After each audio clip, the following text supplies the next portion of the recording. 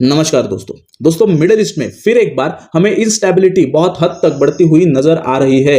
हमने 2 दिन पहले आपसे एक वीडियो शेयर किया था जिसमें हमने ये आपसे बात शेयर की थी कि किस तरह से सीरिया में एक बड़े स्तर पर मैसेकर जो है वो कैरी आउट किया गया था और फिर एक बार कुछ ही दिन बाद उसके अब यमन में यूएसए के डोनाल्ड ट्रंप के द्वारा एक बहुत बड़ा जो अटैक है वो लॉन्च किया गया है। यहाँ पर भी हम देख सकते हैं कि Trump orders decisive powerful attacks against Yemen's Houthis, और ये ऐसा माना जा रहा है कि ये जो अटैक है ये डोनाल्ड ट्रंप के सेकेंड टर्म का पहला अटैक है। अब जब मैं यहां पर इस वीडियो को रिकॉर्ड कर रहा हूं तो यहां पर करीब करीब 31 लोगों की जान इस बॉम्बिंग में जा चुकी है।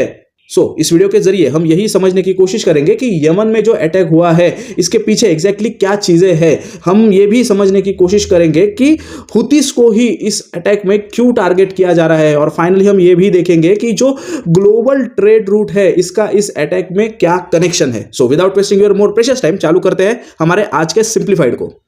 हमने अभी देखा कि डोनाल्ड ट्रंप ने यमन के हुतीस के खिलाफ सीरीज ऑफ अटैक्स को लॉन्च किया गया है, और ये जो अटैक है ये इजरायली लिंक जो शिप्स है उनके ऊपर हुतीस ने आज तक जो रेड्स चलाई है उसके चलते ये अटैक को कैरी किया गया है। और इस अटैक में करीब करीब 31 लोगों की जान चली गई है, तो करीब करीब 101 लोग यहां पर बुरी तरह से घायल भी हो चुके हैं। और ये जो अटैक है ये यमन की कैपिटल सना और जो बाकी यमन का एरियाज है जैसे कि सदा, अल बायदा और रदा या फिर रादा जो भी आप कह सकते हो, इन एरियाज में इस अटैक को कैरी किया गया है। और आप अगर इस साल के प्रीलिम्स की तैयारी कर रहे हो, यूपीएससी प्रीलिमिनरी के एग्जाम की तैयारी कर रहे हो, तो यहां पर आपके लिए सना हो या फिर सदा, अल बायदा, रदा, ये सारे जो लोकेशंस है वो बहुत आपके लिए मायने रखते हैं, क्योंकि यूपीएससी इससे पहले भी इस तरह के सवाल अपने प्रीलिमिनरी एग्जाम्स में पूछता आ रहा है। इस अटैक के तुरंत बाद यहां पर डोनाल्ड ट्रंप ने अपना बयान देते हुए ये कहा है कि your time is up and your attacks must stop starting today, if they don't hell will rain down upon you like nothing you have ever seen before. उन्होंने ये भी कहा है कि I have ordered US military today to launch a decisive point powerful military operation against Houthi terrorist in Yemen. Washington will use overwhelming lethal force until we have achieved our objective।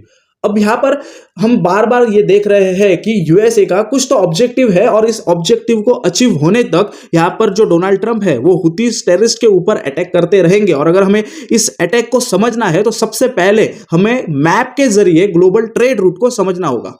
यहां पर हम देख सकते हैं कि यह है India, और ये जो पूरा रीजन है ये है साउथ ईस्ट एशिया। अब देखो, हमें अगर साउथ ईस्ट एशिया से शिप्स को पास करने होंगे तो हम गल्फ ऑफ एडन से लेकर रेड सी के थ्रू मेडिटेरेनियन सी में जाकर यूरोप और बाकी जो देश है यहाँ पर एडजॉइनिंग जो कंट्रीज है यहाँ पर हमारा ग्लोबल ट्रेड जो है वो कैरी आउट किया जाता है।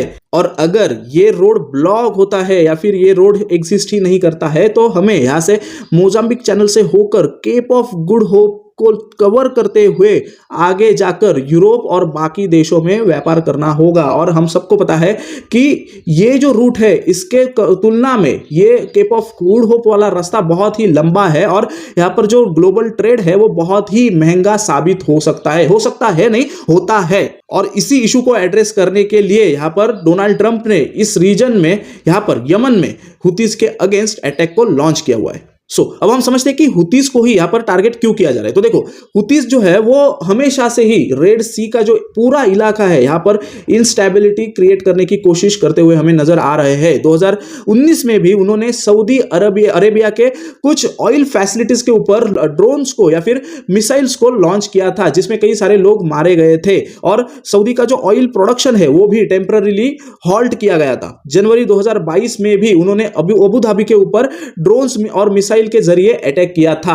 2021-22 के पूरे साल में उन्होंने कई सारे बैलिस्टिक मिसाइल जो है वो सऊदी अरेबिया के कई सारे सिटीज इंक्लूडिंग जेदा इनके ऊपर अटैक्स लॉन्च किए गए थे। 2023 में भी उन्होंने रेड सी के ऊपर अटैक किया था, क्योंकि वहां से इजरायली लिंक जो वेसल्स है वो वहां से ट्रैवल कर रही थी और उनको यहां पर हुतीस के जरिए टारगेट किया गया था।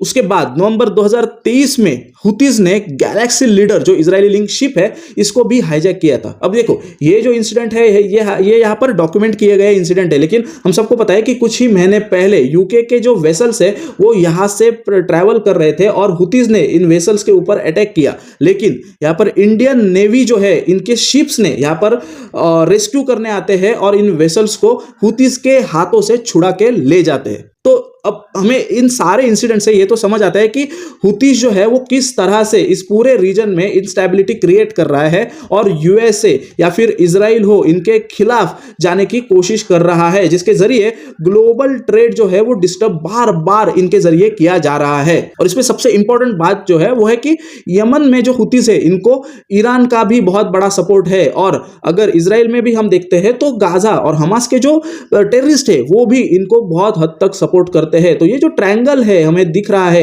ये ट्रायंगल इस पूरे रीजन में बहुत बड़ी इंस्टेबिलिटी हमेशा से ही क्रिएट करते हुए हमें नजर आ रहा है। सो हमें यहां पर यह भी समझना है कि डोनाल्ड ट्रंप ने ईरान को भी यह धमकी दी है कि अगर ये हुतीस का जो सपोर्ट है वो तुरंत नहीं निकालते हैं तो यहां पर ईरान के लिए भी ये अच्छा नहीं होगा, बहुत बड़ा इसका जो खामियाजा है वो ईरान को भुगतना होगा।